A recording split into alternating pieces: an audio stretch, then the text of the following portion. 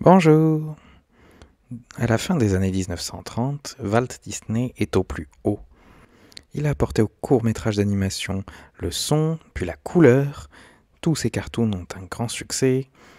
Ses courts-métrages ont déjà reçu 5 Oscars en 1937. Et il est unanimement considéré comme le roi des courts-métrages d'animation. Mais il veut en faire plus. Il a envie de réaliser un long-métrage. Alors Walt n'est pas le seul à avoir eu l'idée d'adapter un conte en animation. Mary Pickford, la petite fille de l'Amérique, est venue vers lui car elle se voyait l'héroïne d'un long métrage sur Alice au pays des merveilles. Elle se dit que Walt pourrait être intéressé puisque sa première série mettait en scène une jeune Alice. Mais au même moment, la Paramount achète les droits du livre et c'est Charlotte Henry qui obtient le rôle. Notons que Virginia Davis, qui avait joué Alice pour Disney, avait candidaté pour le rôle. Mais l'idée d'un long métrage animé fait de plus en plus son chemin chez Disney. Il ne manque que le sujet. Il envisage Rip Van Winkle, puis Babes in Toyland, mais est à nouveau devancé par la Paramount et la MGM.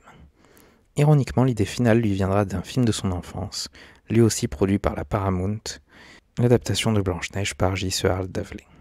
En 1935, Walt, sa femme Lillian, son frère Roy et sa belle-sœur Edna font un voyage en Europe, qui leur permettra de faire le plein de souvenirs de paysages. C'est aussi à cette occasion que Walt découvre qu'un cinéma parisien projette une compilation de plusieurs courts-métrages estampillés Disney, confirmant que le public peut tenir plus de 5 minutes devant de l'animation. Walt va alors se lancer.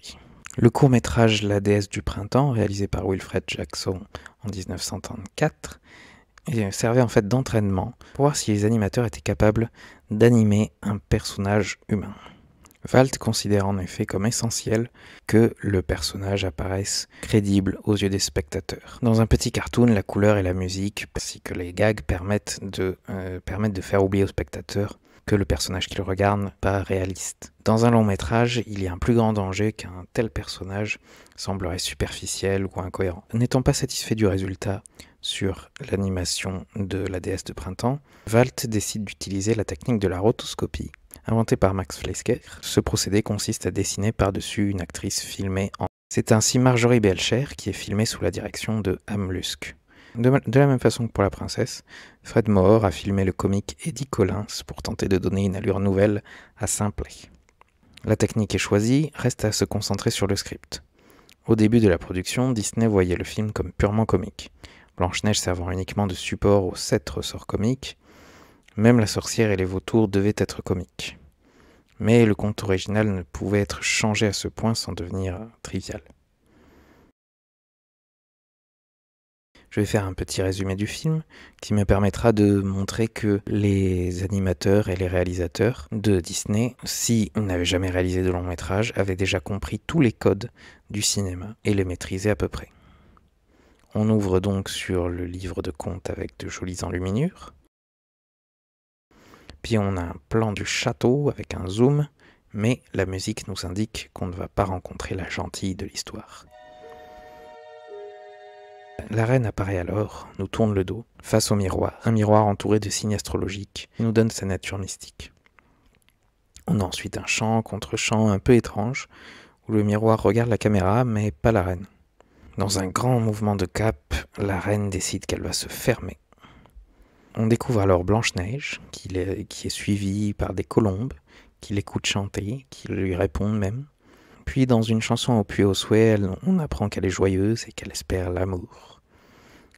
Le prince arrive sur les paroles où elle souhaite l'amour. Plus ses couleurs bariolées nous indiquent qu'il vient lui apporter le bonheur. Elle le fuit d'abord pour nous rejouer la scène du balcon, mais surveillée par la reine.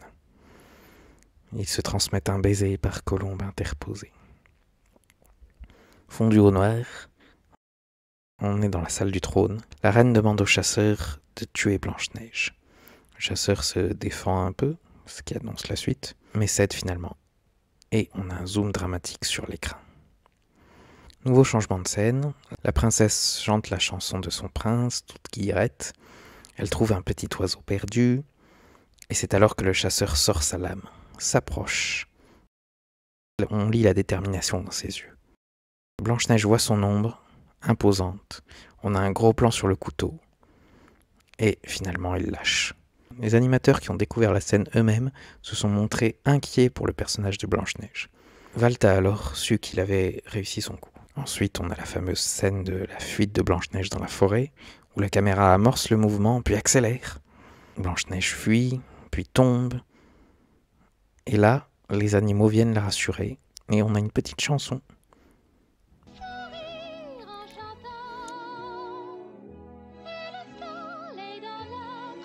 On a une scène assez impressionnante avec tous ces animaux réanimés qui l'amènent chez les nains pour du nettoyage, ponctué toujours de petits gags avec les animaux. Ensuite, on découvre les nains à la mine. On a un gros plan sur chacun d'entre eux pour nous montrer leur personnalité, leurs différences. Puis ils rentrent chez eux. Malgré leur taille, ils occupent tout l'espace grâce à leur nombre et à leurs ombres. Pendant ce temps, Blanche-Neige et les animaux vont dormir, mais les animaux entendent les nains arriver au loin, comme une menace. On a un éclairage ici pas très bien géré, où les lampes ne servent apparemment pas beaucoup. On peut remarquer que Simplet est toujours derrière. Les nains entrent silencieusement et constatent les dégâts, chacun de leur côté. On a une scène où les nains ne sont pas filmés tout à fait d'en haut. Puis une scène de bagarre pas très soignée. Les nains reviennent, et on a un gros plan sur le visage de Blanche-Neige. Tout doux et tout mignon. Des chants contre chants permettent la présentation des nains et de Blanche-Neige. Une scène de foule remplie de gags avant le repas. Des chants contre chants afin que les nains aillent se laver les mains. Puis, on enchaîne sur les mêmes plans sur le château qu'au début, mais de nuit. On sait qu'on retourne chez la reine et pas être contente. On a même un dézoom sur l'écran, comme en miroir du plan précédent. Après qu'elle ait appris la vérité, on a un long plan où la reine descend dans les tréfonds de la noirceur de son château. Puis on a la terrible scène de la transformation, où les images sont distordues, la transformation a l'air douloureuse, les cheveux, puis les mains, puis la découverte du terrible résultat, appuyé par la réaction du corbeau. La sorcière s'adresse à nous, comme si elle pouvait nous voir derrière la caméra.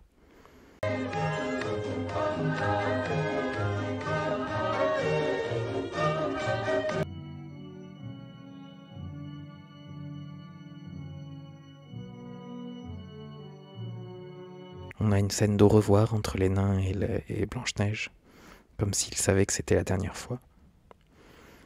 Puis Blanche-Neige prépare une tarte pour Grincheux, qui s'inquiétait pour elle. Et elle est une nouvelle fois interrompue par une ombre. Les animaux voient ses regards méchants et ses mensonges. Ils décident de prévenir les nains. La musique s'accélère. La poursuite s'enclenche, les plans se font de plus en plus courts. Viens, croque maintenant. Les nains font de leur mieux, mais ils n'arrivent pas à temps. Les nains poursuivent alors la sorcière, se rapprochent. La reine tente un dernier coup, mais elle est arrêtée par la foudre et tombe hors champ. Les vautours nous confirment sa fin. On a alors une scène de deuil, cette fois bien illuminée petit à petit par les bougies, qui semblent pleurer avec les nains, les animaux et même le ciel. Finalement, le prince arrive, embrasse Blanche-Neige de force et l'amène dans son château volant. Et fin.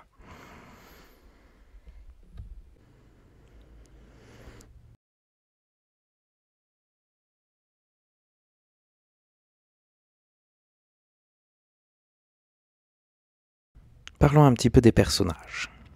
Blanche-Neige est une princesse au cœur pur, qui a parfois la naïveté candide d'un enfant, parfois l'autorité douce d'une maman, avec bien sûr une bonne dose de romantisme. Je dis bien sûr, mais la Blanche-Neige des frères Grimm ne pense pas du tout à l'amour. Ce sont Disney et ses scénaristes qui ont insufflé cette idée à la jeune fille. Le teint blanc qui donne son nom à la princesse a posé problème aux animateurs. Les premiers essais lui donnaient apparemment l'air d'un clown. La solution serait venue de l'équipe d'ancrage et peinture. Ce département, uniquement constitué de femmes, aurait eu l'idée d'appliquer du maquillage sur les celluloïdes. Afin d'apprendre les rudiments de la création de voix, Adriana Caselotti interprète tout d'abord un petit rôle. Elle est choisie pour donner sa voix à l'une des lapines assises sur une barrière, dans Le lièvre et la tortue, de Wilfred Jackson. Puis elle se familiarise avec la technique et enregistre ensuite le rôle de Blanche-Neige dès janvier 1936. La session dure 48 jours pour un salaire de $970. Adriana Caselotti participe par ailleurs à la promotion du film. Thelma Hubbard, qui a passé sans succès le casting pour le rôle principal, la remplace ponctuellement pour l'interprétation des cris de la princesse lorsqu'elle fuit dans la forêt. Les nains apparaissent aussi dans des mythes africains, notamment en Égypte, où les dieux Ptah et Bès sont représentés comme des êtres nains et difformes, associés pour le premier au foyer et à la protection des hommes, et pour le second à la sculpture et à la métallurgie. Un trait commun qu'ils partagent avec les nains germaniques, eux-mêmes passés maîtres dans l'extraction minière. Les scénaristes de Disney se rapprochent plutôt de la pièce de Winthrop Ames, qui a inspiré le film de 1916 avec Marguerite Clark. Ames est en effet le premier à imaginer les nains comme des petits êtres peu soigneux et désordonnés. Et en 1912, Winthrop Ames les nomme quant à lui Flick, Glick, Snick, Nick, Wick, Blick et Ki. C'est Disney qui décide de leur donner à chacun une personnalité et invente les 7 nains qu'on connaît, à l'exception d'Atchoum, qui a succédé à Durdorei, qui a disparu progressivement de l'histoire. Dès 1934, les premières recherches sur les nains sont confiées à Ferdinand Horvat et Albert Urtet. L'artiste d'origine italienne Ugo Dorsi travaille également avec eux. Les 3 hommes cherchent notamment l'inspiration dans l'œuvre de Théodore Kittelsen, ainsi que dans celle de John Boer. Kittelsen a illustré de nombreuses histoires du folklore norvégien, mettant en scène des trolls se fondant dans la nature, et de son côté, Boer a mené une carrière de peintre et d'illustrateur de contes pour enfants. Reprenant diverses légendes nordiques, il a exécuté plusieurs représentations de trolls avec des gros nez et de longues barbes. Le caractère grotesque s'estompe bientôt au profit d'une caricature plus délicate. Les nains abandonnent leur tenue improvisée et progressivement les codes utilisés dans le film se mettent en place. Chaque nain se voit doté d'une barbe dont la forme indique le caractère. Et seul Simplet ne dispose pas de cet attribut. Chaque petit bonhomme est par ailleurs associé à sa propre palette de couleurs. Mais le rôle des nains ne se limite pas à celui de simples clowns. Ils sont en effet capables de sentiments bien plus profonds. Ils expriment ainsi leur colère vis-à-vis de la reine métamorphosée en vieille femme, lorsqu'ils la prennent en chasse dans un esprit de vengeance. Surtout, à la fin de l'histoire, ils appuient la tristesse du spectateur qui assistait quelques minutes auparavant à l'empoisonnement de l'héroïne, à l'exception de Simplet qui se retourne et n'est montré que de dos. Acteur de théâtre, de radio et de cinéma depuis 1914, Roy Atwell interprète Prof. Ses fautes de langage amusantes l'ont rendu célèbre à tel point qu'Atwell a changé de registre. Pinto Colvig, la voix de Dingo, prête sa voix à 2 nains, Grincheux et Dormeur. Otis Arlan donne sa voix à Joyeux, un acteur de radio qui apparaît également dans des comédies musicales, des vaudevilles et plusieurs films muets parlants. Acteur, scénariste et réalisateur depuis près de 30 ans, Billy Gilbert interprète le rôle d'Atchoum.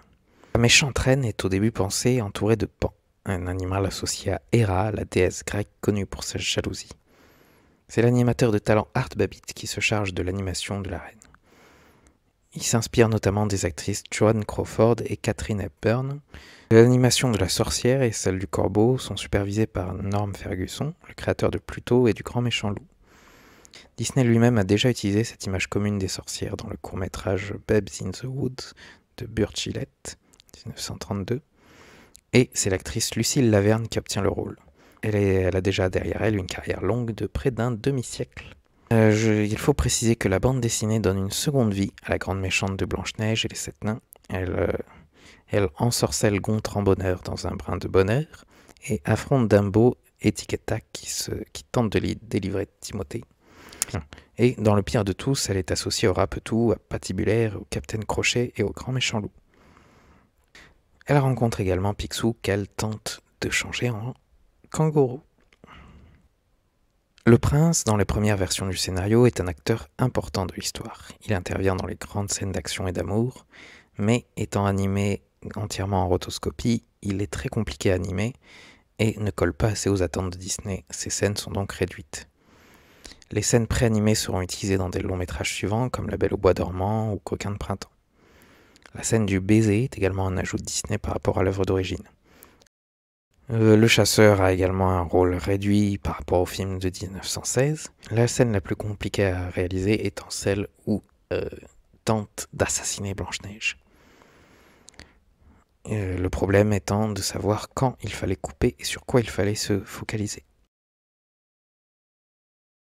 Finalement, il est décidé de se focaliser sur le visage même du serviteur, qui regarde autour de lui avec inquiétude pour s'assurer que personne ne risque de le surprendre. Vérification faite, il brandit son poignard et s'approche de la jeune princesse. Ses yeux verts perçants ainsi que son ombre grandissante suffisent à donner à la scène toute l'attention nécessaire. Enfin, le miroir est une glace gigantesque, magistrale, bien plus grande que la reine, dont elle reflète tout le corps et plus seulement le visage. À l'intérieur du miroir, un masque entouré de fumée est enfermé. En conséquence, ce n'est pas tant le miroir qui interagit avec la méchante, mais l'esclave qui semble y être emprisonné. Wolfgang Reitermann, l'un des 9 sages de Disney, habitué à animer Dingo, est chargé d'animer le masque du miroir. Des années plus tard, l'animateur raconte à quel point l'animation a été difficile et un peu ruinée selon lui par l'abondance des effets spéciaux. Quelques mots sur les costumes. Blanche-Neige a 2 costumes. Le premier est inspiré des paysans peints par le peintre flamand Bruegel, notamment les sabots. Le nœud dans les cheveux fait plus enfant, évoquant Shirley Temple, mais la coiffure et le maquillage sont typiques des années 30. Son second costume, le plus connu, lui donne des manches pouffantes, typiques du XVIe siècle, de même qu'une cape courte et un collier Médicis. La reine porte également un collier de Médicis, mais plus haut.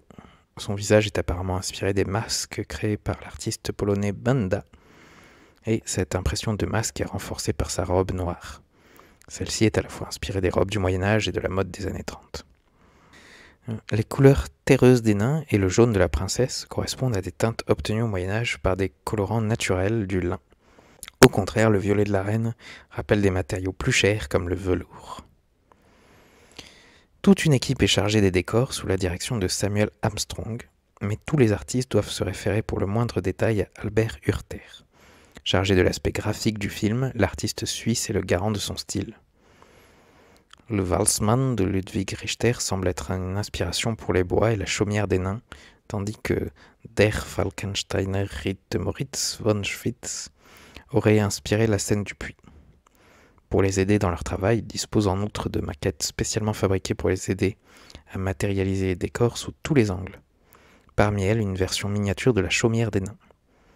Conçue dans le plus pur style germanique par Albert Hurter et Maurice Noble, qui s'inspire de l'œuvre de Ludwig Richter. La chaumière des nains fourmille d'objets, de moulures, de sculptures en bois, de petits meubles. Certains d'entre eux ont été créés par Gustaf Tenggren, trouvant leur inspiration dans la maison suédoise de son grand-père. La maison du docteur Rodvang dans Metropolis a aussi pu servir de modèle. La cour intérieure du palais est pavée et verdoyante avec ses fleurs grimpantes sur les murs, s'inspire des décors typiques des comédies musicales si populaires à l'époque de la production du film. Plusieurs séquences ressemblent ainsi au jardin décrit par William secoue une lance dans Roméo et Juliette. Les cachots et le laboratoire de la souveraine semblent tout droit sortis des classiques de l'horreur de l'époque, comme Dracula de Todd Browning ou Frankenstein, et L'homme invisible, mais aussi de l'esprit de l'artiste italien Giovanni Piranesi. Enfin, les fameux arbres dont les branches prennent la forme des doigts crochus seraient inspirés des illustrations d'un autre conte de Grimm, Petit frère et petite sœur, par Arthur Rackham. Au départ, Disney pensait confier un seul personnage à chaque animateur, afin qu'il ait toujours la même animation. Mais d'abord, c'est un procédé long que Disney ne pense pas pouvoir se permettre, et ensuite, il rend compliqué de mettre en scène plusieurs personnages. Et les dernières symphonies folâtres à utiliser ce procédé, les jouets cassés, contenaient trop de scènes à un seul personnage. Disney va donc choisir d'assigner des animateurs à des séquences et tenter de gommer les différences d'animation ensuite. Mais très vite, des différences d'animation se font ressentir entre les séquences des nains. Les nains de Bill Titla sont plus musculeux et plus rudes que ceux de Fred Moore, par exemple. Dépassé, Disney appelle David Hand pour diriger et fignoler l'animation du long métrage.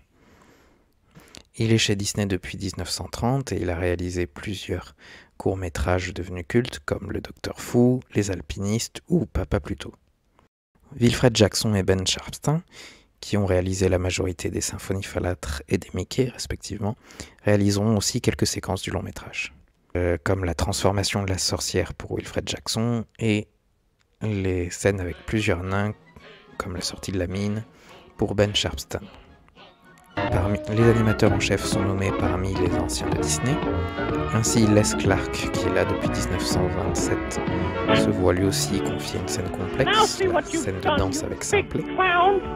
Norm Ferguson, les petits talents de Disney, arrivé en 1929, qui était animateur du Loup, des Trois Petits Cochons et de Pluto Jongleur, se voit confier La Sorcière. Tandis qu'Art Babbitt, arrivé en 1932, animateur sur Le Docteur Fou, La Cigale et la Fourmi, Le Cousin de campagne, se voit confier La Reine. Am Lusk, arrivé en 1931, et animateur du Lièvre, se voit confier les scènes des animaux et la scène de fuite de Blanche-Neige dans la forêt. Grim Natwick, qui est arrivé en 1934, mais après une bonne carrière chez Flesker, qui a animé beaucoup de princesses, comme par exemple dans le Carnaval des Gâteaux ou Jazz Band contre Symphonieland, se voit confier plusieurs scènes de la princesse, mais aussi du prince ou du chasseur. Notons que Dick Landy, qui est arrivé en 1929, qui a été animateur sur Une petite poule avisée, qui deviendra réalisateur sur Donald, et considéré comme le créateur du Donald colérique, se voit confier l'animation de Grincheux. Ça lui va bien. L'animation des nains, en général, est supervisée par Fred Moore, un vieux de la vieille qui est arrivé en 1929, qui était animateur des Trois Petits Cochons ou du Jugement de Pluto, et par un autre petit prodige, Bill Titla, qui est arrivé en 1934 après une carrière chez Terry. Il a été animateur sur le Carnaval des Gâteaux ou Les Jouets Cassés.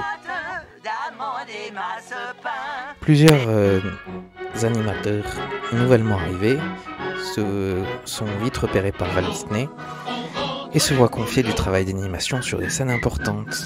Il s'agit des futurs 9 sages avec Les Clark. Ainsi, Mark Davis, qui est arrivé en 1935, se voit confier une partie de l'animation du prince. Ollie Johnston, l'animation de Simplet. Milton Kahl travaillera également sur le prince.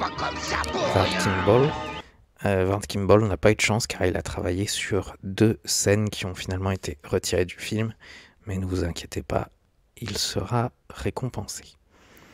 Eric Larson travaillera sur Dormeur qui sort de la mine ou Les mains de la sorcière quand elle se transforme. John Louisberry travaillera également sur La sorcière. Wolfgang Reitermann a animé Le visage du miroir. Et Frank Thomas a travaillé sur l'animation des scènes de pleurs.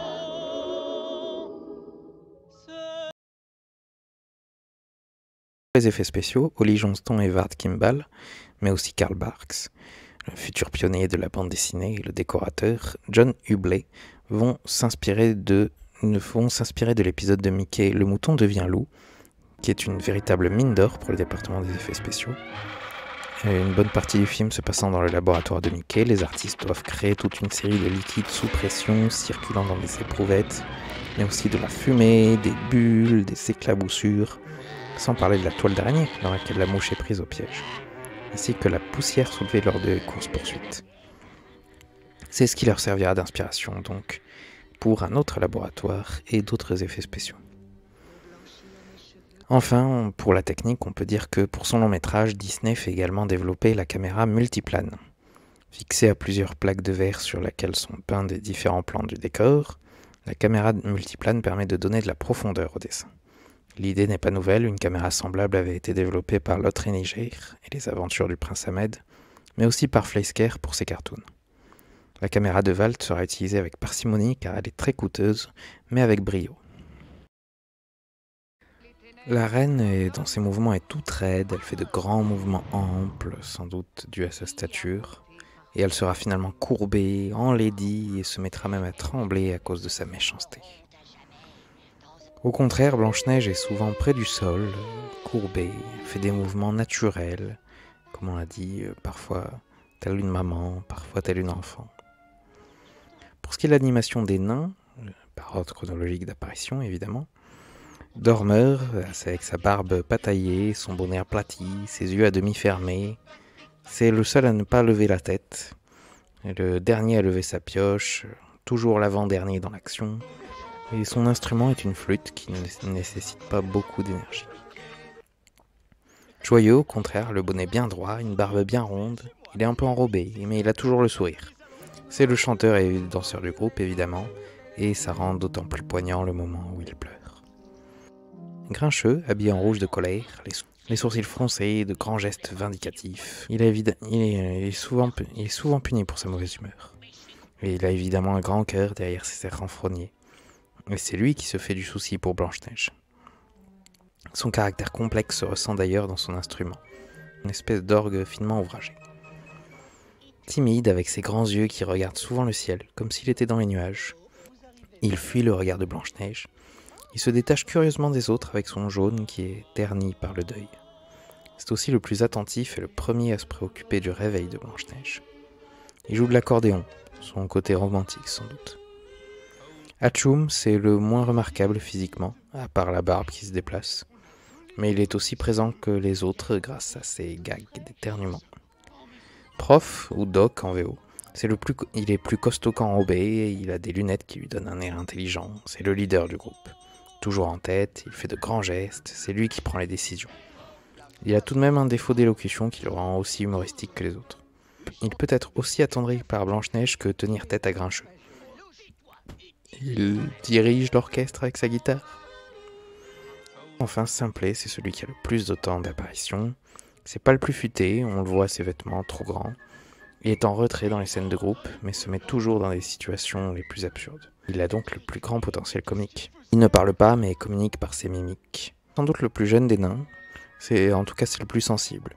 Il se détourne du corps de Blanche-Neige dans la maison. Son côté brouillon et bruyant l'assigne à la batterie. J'avais prévu toute une longue partie sur le doublage français, mais Mr. Fox vient d'annoncer une vidéo dessus, donc je lui laisse. Allez voir sa vidéo, elle est vachement bien. Enfin, il faut savoir qu'en 2001 est sorti un jeu vidéo de Blanche-Neige sur Game Boy Color. Un jeu très facile qui enchaîne des niveaux où il faut ramasser des patounes de toutes sortes, souvent des pommes ironiquement, et des mini-jeux tels que des Rubik's Square. Et il faut savoir que c'est un des premiers jeux édités par Ubisoft. Merci d'avoir regardé cette vidéo, j'espère qu'elle vous a plu. Surtout n'hésitez pas à aller voir le livre de Carl Dérisson, il est vraiment très complet et très bien fait. Merci, à un de ces jours.